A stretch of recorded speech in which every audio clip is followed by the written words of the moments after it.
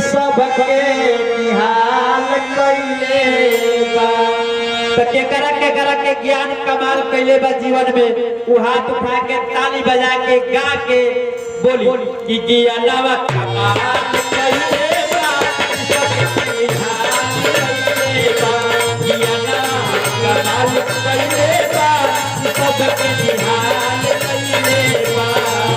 हमें सतगुरु मत के जनवा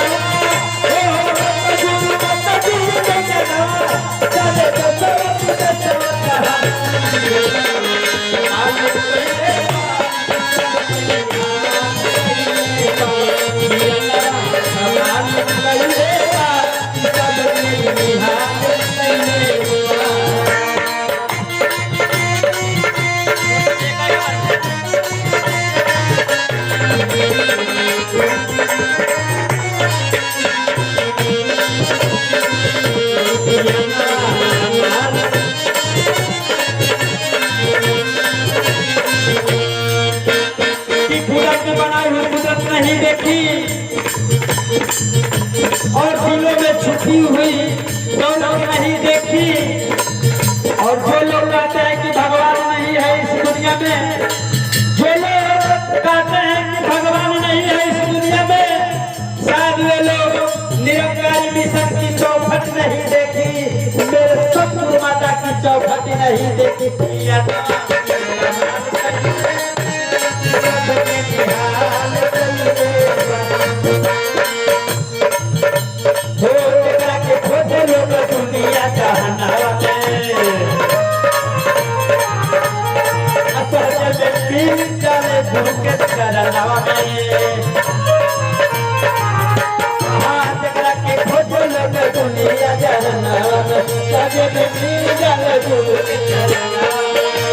अरे पट्टी जाई सब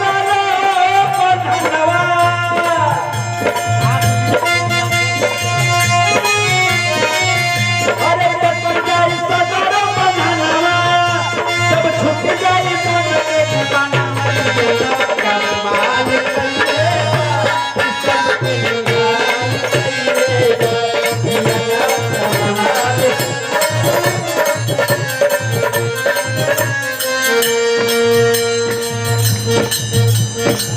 साहब के वो होली के मौसम आयल बा, आ फिर कब आए के हमके मौका मिली।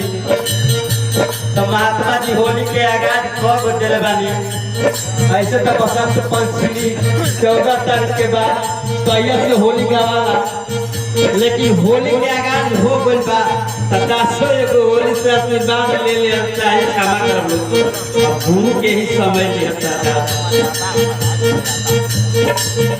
निकला के सन निरंकार सखी निकला के सन निरंकार ताली बजा के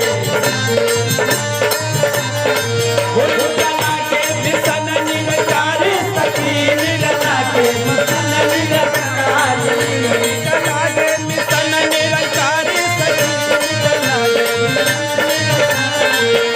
अरे बोले ला सब कोई जोड़ी के हथवा हो, जोड़ी के हथवा सबका चरण में नवावेला मथवा।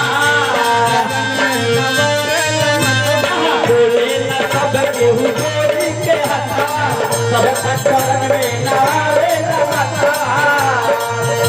अरे पुरुष होते चाहे नारी,